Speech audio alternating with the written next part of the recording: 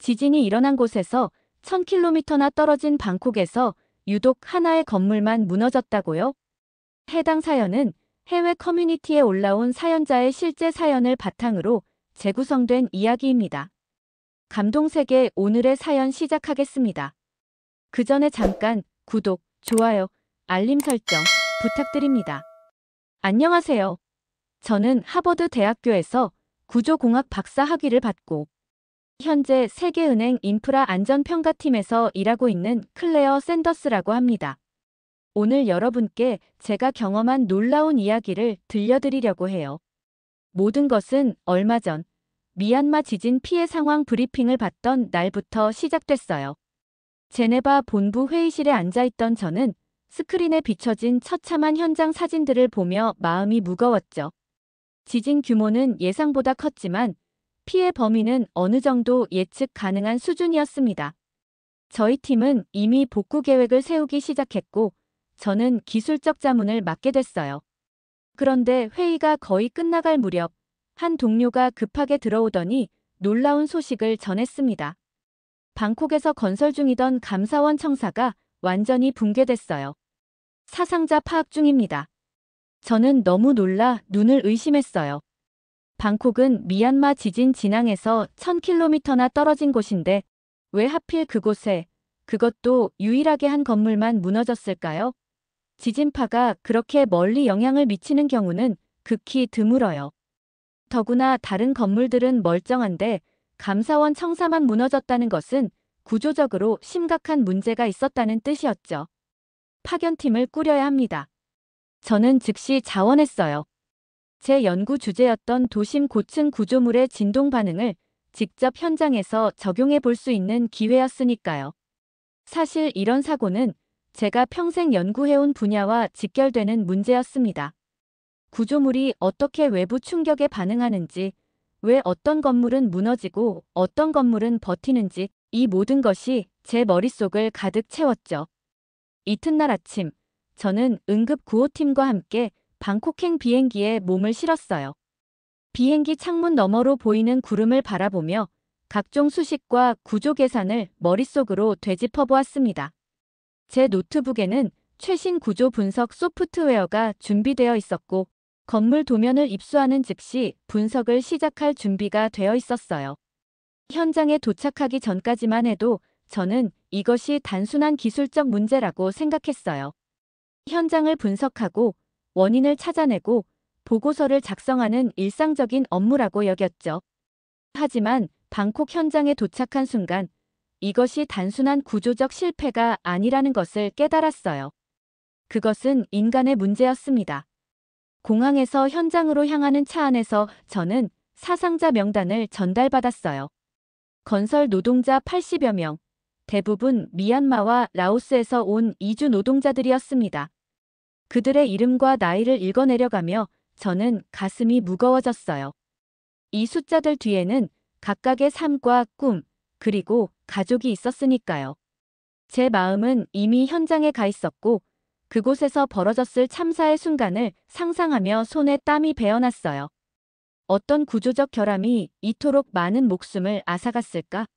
그리고 과연 이 비극이 예방 가능했던 것은 아니었을까? 이런 질문들이 제 마음을 무겁게 짓눌렀죠. 방콕으로 향하는 비행기 안에서 저는 아직 모르고 있었어요. 이 사건이 제 인생을 완전히 바꿔놓을 것이라는 사실을요. 방콕 현장에 도착했을 때의 광경은 제가 지금까지 봐왔던 어떤 재난 현장보다 끔찍했어요. 거대한 콘크리트 더미와 뒤엉킨 철근들, 그 사이로 보이는 작업용 헬멧 조각들이 가슴을 찢어놓았습니다. 구조대원들은 여전히 생존자를 찾기 위해 필사적으로 돌무더기를 파내고 있었고 현장 주변에는 실종된 가족을 찾는 사람들로 가득했죠. 내 남편은 이제 막 석 달 일했어요. 그런데 아직 이름도 못 찾았어요. 미얀마에서 온 한 여성이 떨리는 목소리로 저에게 말했습니다. 그녀의 두 눈은 밤새 운 듯 붉게 충혈되어 있었고 품에 안긴 아기는 엄마의 불안을 느꼈는지 계속 울음을 터뜨렸어요. 저는 너무 놀라 말을 잇지 못했어요. 구조적 결함과 건축 공식만 생각했던 제게 이것은 갑작스러운 현실의 직면이었죠. 현장 임시 사무실에서 저는 건물 관련 서류들을 확인하기 시작했어요. 놀랍게도 시공사는 중국 국영 건설기업이었습니다. 더 이상한 것은 기술 자료 대부분이 삭제되었거나 접근할 수 없는 상태였다는 점이에요. 관계자들에게 연락을 시도했지만 대부분 연락 두절 상태였고, 남아있는 몇몇 직원들은 지시받은 대로만 했다는 말만 반복했죠. 이건 말이 안 돼요. 저는 자료를 뒤적이며 중얼거렸어요. 기본적인 구조 안전 기준조차 지켜지지 않은 정황이 여기저기 보였거든요. 내진 설계 기준은 물론이고 기초 공사 품질 관리 서류도 부실했습니다. 밤늦게까지 자료를 검토하던 중 저는 과거 유사한 사례들을 찾아보기 시작했어요. 놀랍게도 같은 중국 건설사가 시공한 여러 건물들에서 비슷한 문제점들이 발견되었죠.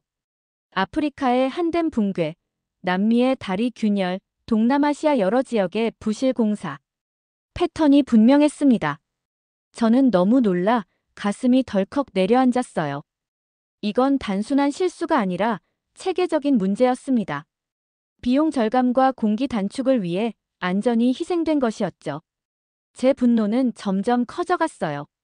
이건 구조공학의 문제를 넘어 윤리와 인간 존엄성의 문제였으니까요. 다음 날 아침, 저는 현장을 다시 찾았습니다. 이번엔 구조물 자체를 더 자세히 살펴보기 위해서였죠.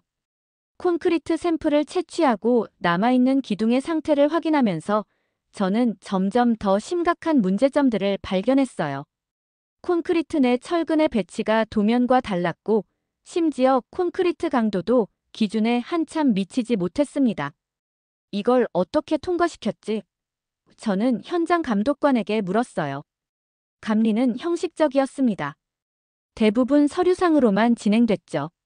그의 대답에 저는 머리가 지끈거렸어요. 점심시간, 저는 구조작업을 지켜보던 유가족들 곁에 앉았습니다. 그들이 건네준 소박한 도시락을 함께 나누며 저는 한 가지 결심을 했어요.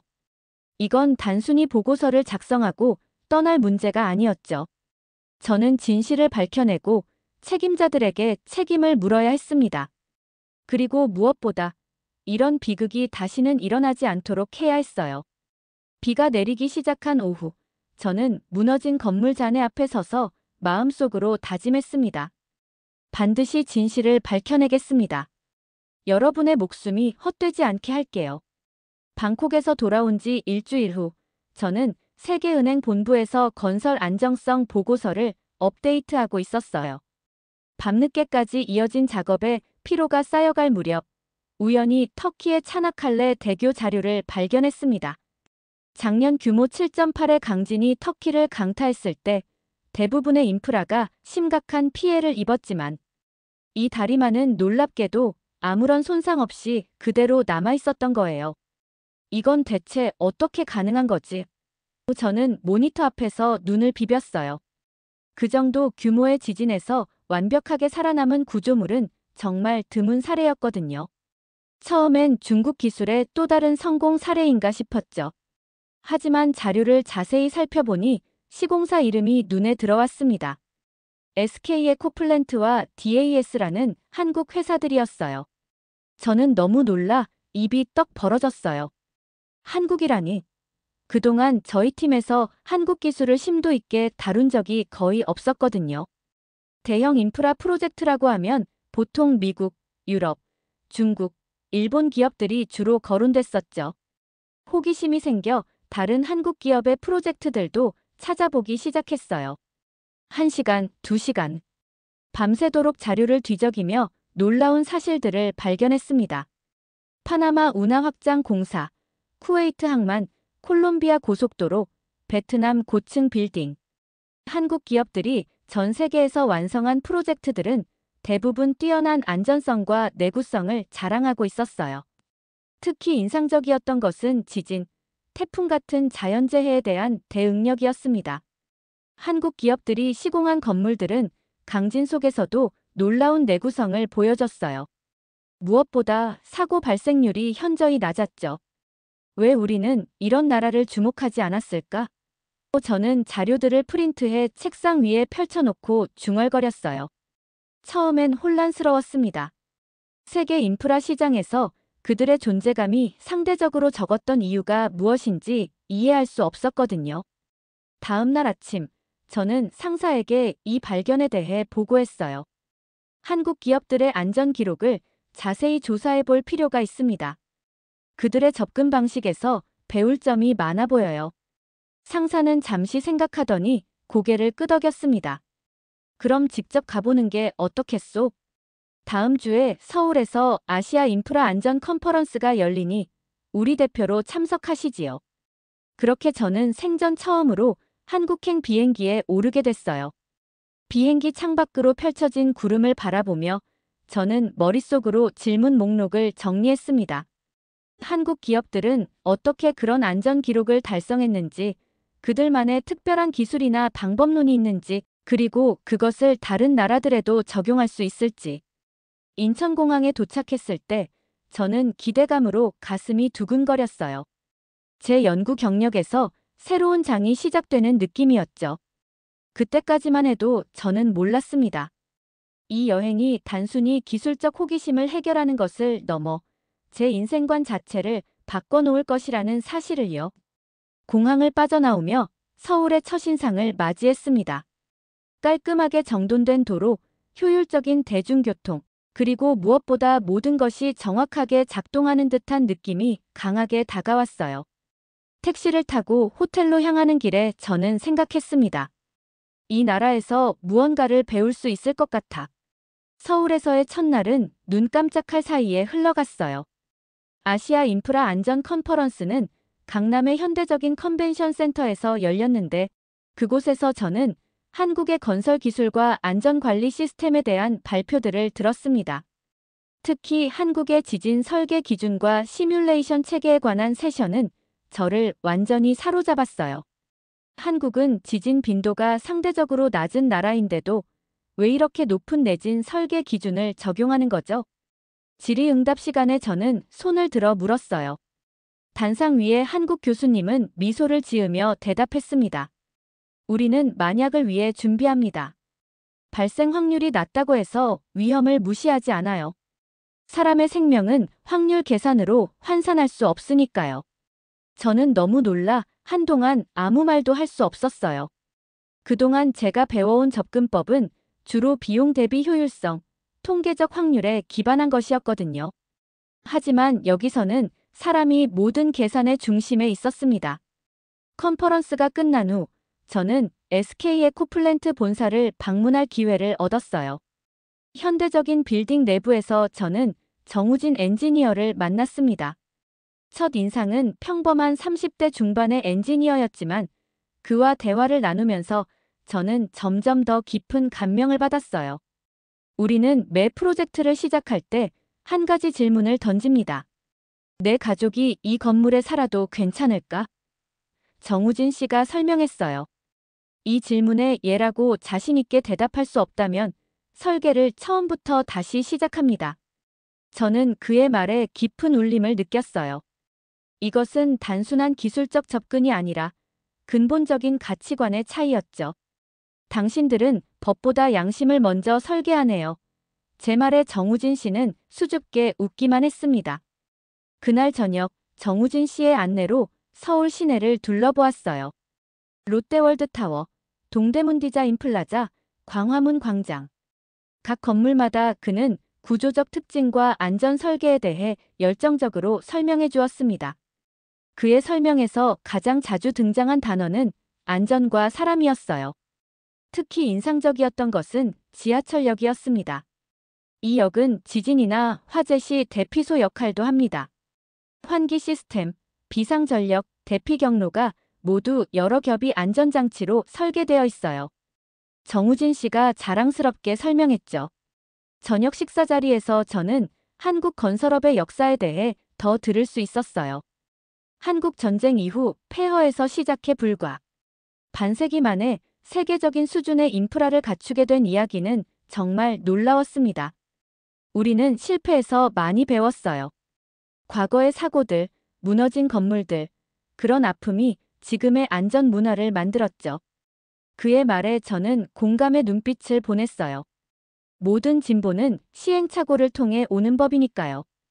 다음 날 정우진 씨는 저를 포항으로 데려갔습니다. 2118년에 큰 지진을 겪었던 도시라고 했어요. 우리가 어떻게 재난을 극복하고 더 안전한 도시를 만들어가는지 보여드리고 싶어요. 포항으로 향하는 KTX 안에서 저는 창밖의 풍경을 바라보며 생각에 잠겼습니다. 하루 만에 제 시각은 완전히 바뀌었어요. 이제 저는 단순히 건물의 구조가 아니라 그 안에 담긴 철학과 가치를 보기 시작했습니다. 그리고 한국에서 저는 기술 이상의 것을 배우고 있었어요. 사람을 먼저 생각하는 마음, 그것이 진정한 안전의 시작임을 말이죠. 포항에 도착한 것은 오후 3시경이었어요. 햇살이 따스하게 내리쬐는 가운데 정우진 씨는 저를 2118년 지진으로 큰 피해를 입었던 지역으로 안내했습니다. 처음 보는 풍경에 놀랐어요. 제가 예상했던 복구 중인 도시의 모습이 아니었거든요.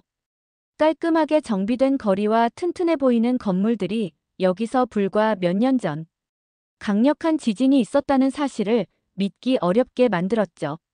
이 지역은 완전히 새롭게 재건된 곳입니다. 정우진 씨가 설명했어요. 지진 이후 모든 건물이 더 엄격한 내진 설계 기준으로 다시 지어졌어요. 우리는 한 주민센터에 들어갔어요.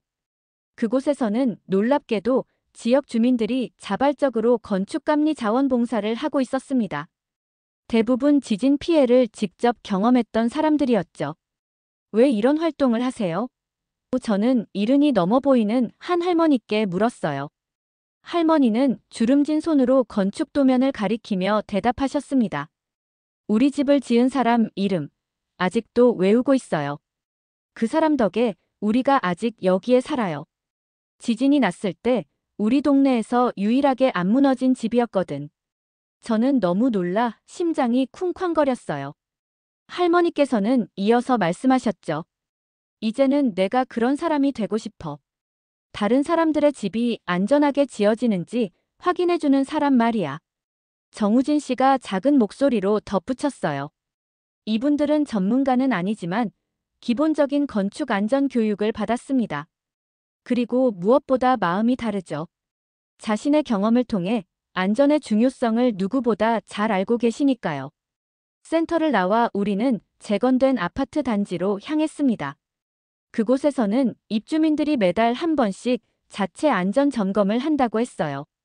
층간소음부터 균열 검사까지 작은 문제도 놓치지 않기 위해 서로 협력한다는 이야기를 들으며 저는 깊은 감명을 받았습니다.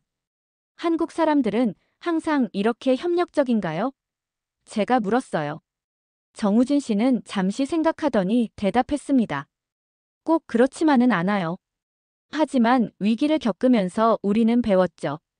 안전은 누군가에게 맡겨둘 문제가 아니라 모두가 함께 지켜나가야 하는 것이라는 걸요. 해질녘, 우리는 포항 바닷가에 자리한 작은 식당에서 저녁을 먹었어요. 신선한 해산물을 맛보며 저는 오늘 하루 본 것들을 곱씹었습니다. 구조공학을 전공하면서 저는 늘 수치와 공식에 집중해왔어요. 하지만 여기 한국에서 저는 그 이상의 것을 보고 있었죠. 사람을 중심에 둔 철학, 그리고 그것이 만들어내는 안전 문화였습니다. 정우진 씨, 당신들은 어떻게 이런 문화를 만들어냈나요? 법적 규제만으로는 불가능한 일 같은데. 저는 마음속 의문을 꺼냈어요. 그는 잠시 바다를 바라보더니 말했습니다. 아마도 우리가 겪은 역사 때문일 거예요. 한국은 많은 시련을 겪었습니다. 전쟁, 가난, 그리고 수많은 재난들. 그 과정에서 우리는 배웠어요. 건물은 무너질 수 있지만 사람들의 연대는 무너지지 않는다는 것을요. 저녁이 끝나고 숙소로 돌아오는 길, 저는 문득 나 자신이 변하고 있음을 느꼈어요. 제가 중요하게 여겼던 가치들이 조금씩 흔들리고 있었죠. 수치와 구조 공식을 넘어 이제 저는 그 뒤에 있는 사람들을 보기 시작했습니다. 그날 밤 저는 오랜만에 깊은 생각에 잠겼어요. 제가 지금까지 해온 일, 그리고 앞으로 해야 할 일에 대해서요. 방콕에서 무너진 건물과 그로 인해 목숨을 잃은 사람들의 얼굴이 제 마음속에 선명하게 떠올랐습니다. 그리고 저는 결심했어요. 이제 저도 달라져야 한다고, 더 나은 엔지니어가 되어야 한다고 말이죠. 한국에서의 일주일이 마치 꿈처럼 빠르게 지나갔어요. 서울로 돌아와 마지막 날, 저는 세계은행 아시아 담당 책임자와 화상 회의를 했습니다. 방콕 사고 조사에 한국 기술진의 도움을 받고 싶습니다. 라고 말했죠. 놀랍게도 그는 즉시 동의했어요. 며칠 후 저는 SK의 코플랜트와 대우건설의 구조 전문가 5명과 함께 방콕으로 날아갔습니다. 방콕에 도착한 날은 무더웠어요. 하지만 한국 기술진의 열정은 더위보다 뜨거웠죠. 첫날부터 그들은 현장으로 직행해 무너진 구조물의 잔해를 하나하나 살펴보기 시작했습니다. 정우진 씨는 특수 장비까지 가져와서 콘크리트 강도와 철근 배치를 정밀하게 분석했어요. 이건 무량판 구조네요. 정우진 씨가 잔해를 가리키며 말했습니다.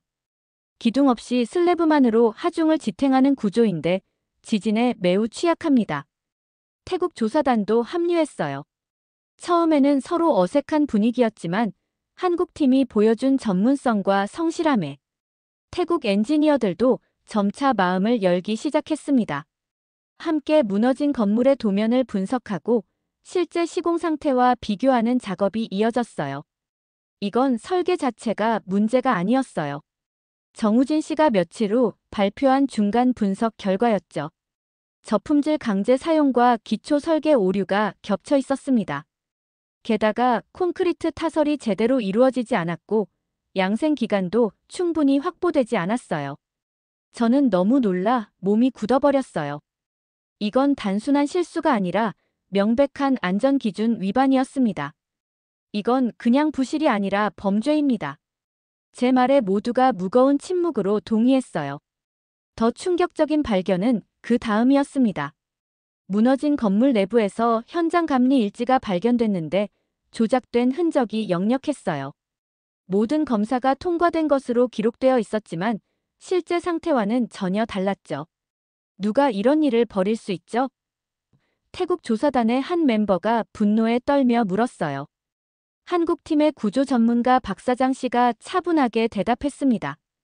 이익을 위해 안전을 희생시키는 일은 어디서나 일어납니다. 중요한 건 이런 일이 다시는 발생하지 않도록 시스템을 바꾸는 겁니다.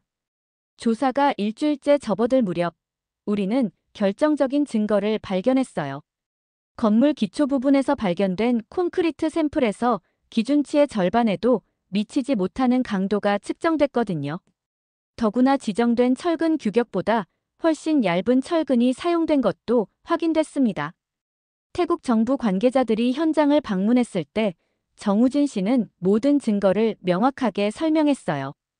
그의 프레젠테이션은 감정에 치우치지 않고 객관적인 사실에 기반했지만 그 속에는 분명한 메시지가 담겨 있었습니다.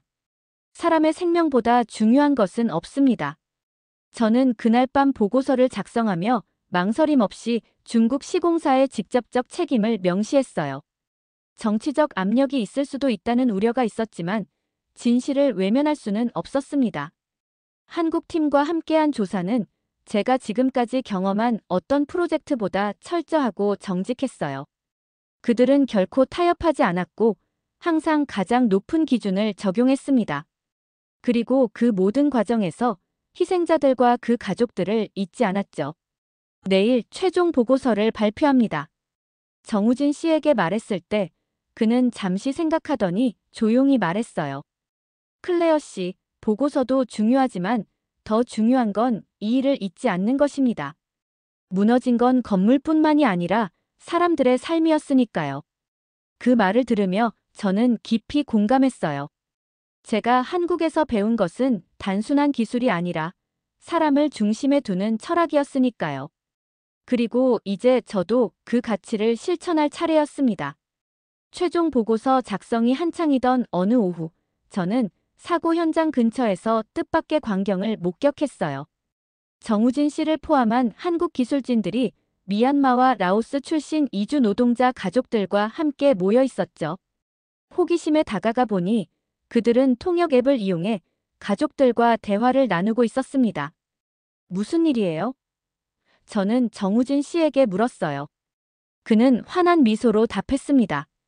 가족들이 실종자 명단을 확인하는 것을 돕고 있어요. 언어 장벽 때문에 어려움을 겪고 있더라고요. 저는 너무 놀라 머릿속이 하얘졌어요. 그들의 공식 업무는 구조 안정성 분석이었는데 자발적으로 이런 일까지 하고 있다니요. 한 한국 엔지니어가 라오스 출신 노동자의 아내와 대화하는 모습이 특히 인상적이었어요.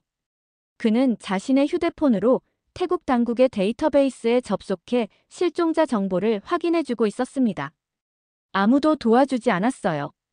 당신들이 처음이에요. 한 여성이 눈물을 글썽이며 말했어요. 통역 앱을 통해 전달된 그 말에 한국 기술자들은 더욱 열심히 돕기 시작했습니다. 다음 날 아침, 한국 팀은 더 놀라운 제안을 했어요. 사고 현장에 희생자들을 기리는 임시 추모벽을 설치하자는 것이었죠. 가족들이 애도할 공간이 필요합니다. 박 사장 씨의 제안이었어요. 주말에 한국팀 전원이 자비로 자재를 구입해 작업을 시작했습니다. 저도 망설임 없이 동참했어요. 흰색 패널에 희생자들의 이름을 적고 가족들이 사진과 꽃을 놓을 수 있는 공간을 만들었죠. 완성된 추모벽 앞에서 이주 노동자 가족들은 눈물을 흘렸습니다. 우리 남편을 기억해 주셔서 감사해요. 그뿐만이 아니었어요. 한국기술진은 이주 노동자 가족들이 머무는 임시 쉘터의 안전 점검도 자청했습니다. 비가 많이 내리는 계절이 다가오고 있었기 때문에 지붕과 배수 시스템을 확인하고 필요한 곳은 직접 수리해 주었어요. 현지 주민 한 명이 제게 다가와 말했습니다.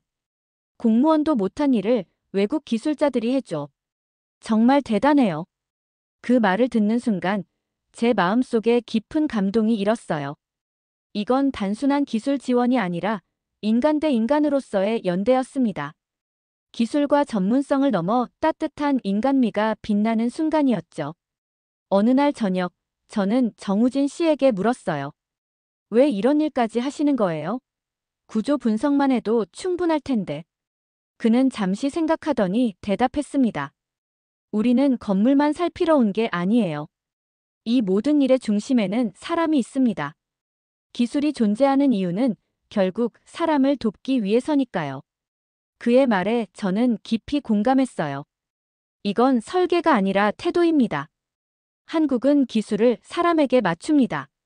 제 말에 정우진 씨는 수줍게 웃기만 했지만 그의 눈빛에서 자부심을 읽을 수 있었어요. 한국 팀의 활동은 점차 언론의 주목을 받기 시작했습니다. 태국 현지 신문에는 한국 엔지니어들, 기술 너머의 인간미 보여주다라는 제목의 기사가 실렸어요. 놀랍게도 중국 측에서는 이에 대한 반응으로 대규모 기부를 약속했지만 대부분의 사람들은 그것이 책임 회피를 위한 제스처에 불과하다고 여겼습니다. 현장 조사가 마무리되어 가던 어느 날, 저는 미얀마 출신 노동자의 어린 딸이 한국 기술자들에게 그림을 그려주는 모습을 보았어요. 서툰 솜씨로 그린 그림 속에는 건물을 고치는 사람들이 그려져 있었죠. 그 순간 저는 깨달았습니다. 진정한 신뢰는 보고서나 분석에서 오는 것이 아니라 이렇게 작은 순간들 속에서 싹트는 것임을요. 귀국을 하루 앞둔 날, 이주 노동자 가족들이 작은 송별회를 열어주었어요.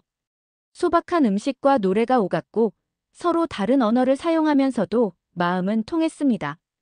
그날 밤, 저는 일기에 이렇게 적었어요. 오늘 나는 진정한 엔지니어링이 무엇인지 배웠다. 그것은 단순히 구조물을 세우는 것이 아니라 사람들 사이에 다리를 놓는 것이다. 방콕에서의 마지막 날, 저는 한국기술진과 함께 공항으로 향했어요. 공항 라운지에서 정우진 씨가 조용히 말을 건넸습니다. 클레어 씨, 이 사건이 잊히지 않도록 해주세요. 그게 우리가 할 수 있는 마지막 배려일 테니까요. 저는 고개를 끄덕이며 굳게 약속했어요. 절대 잊지 않을게요. 이 사건이 변화의 시작점이 되도록 할게요. 제네바로 돌아온 저는 즉시 보고서 마무리에 착수했습니다. 밤을 새워가며 모든 증거와 분석 결과를 정리했어요. 이 보고서는 단순한 사고 분석을 넘어 국제건설 안전 기준에 대한 근본적인 재검토를 요구하는 내용이 됐죠. 세계은행 회의실. 저는 발표자 단상에 섰습니다. 창밖으로는 레만 호수가 푸르게 빛나고 있었어요.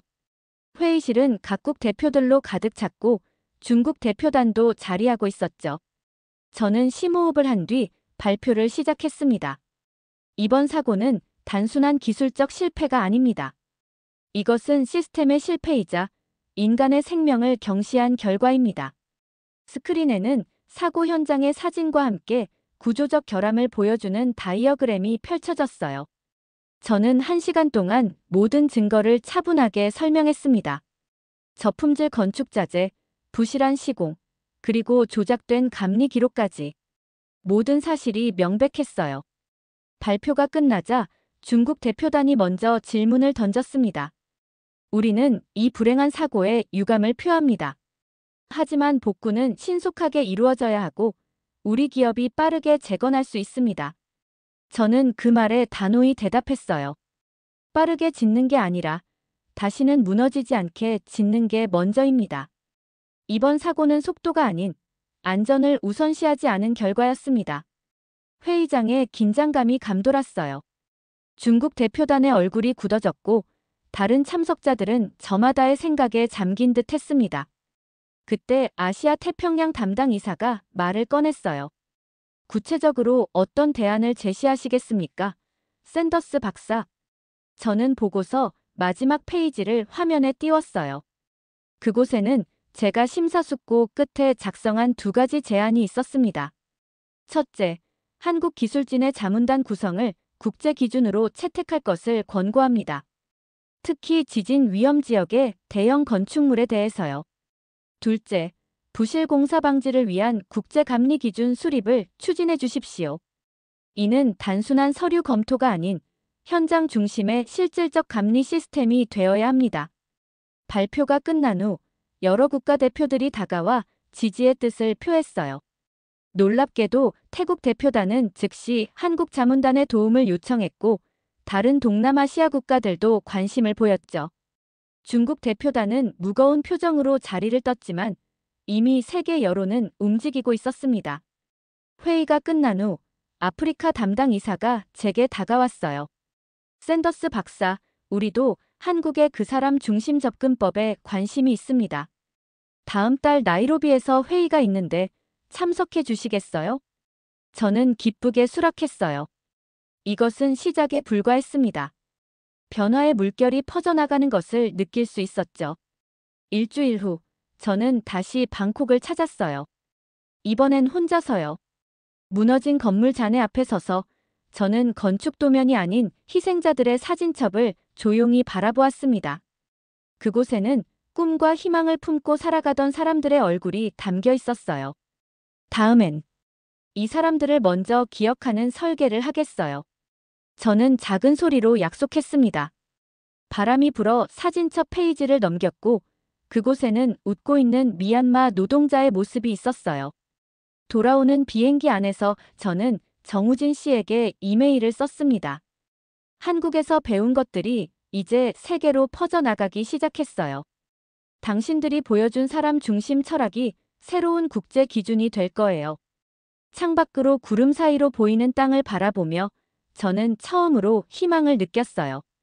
건물은 무너질 수 있어도 사람들이 서로에게 보여주는 배려와 존중은 무너지지 않을 테니까요. 그리고 제가 한국에서 배운 그 가치를 이제 저는 세계 곳곳에 전할 준비가 되어 있었습니다. 저는 이제 다른 엔지니어가 되었어요. 수치와 공식을 아는 사람이 아니라 그 뒤에 있는 사람들의 얼굴을 기억하는 엔지니어로 말이죠. 그리고 이 모든 변화는 한국에서 시작되었습니다. 여러분, 클레어와 한국 기술자들이 함께한 이 놀라운 이야기 어떠셨나요?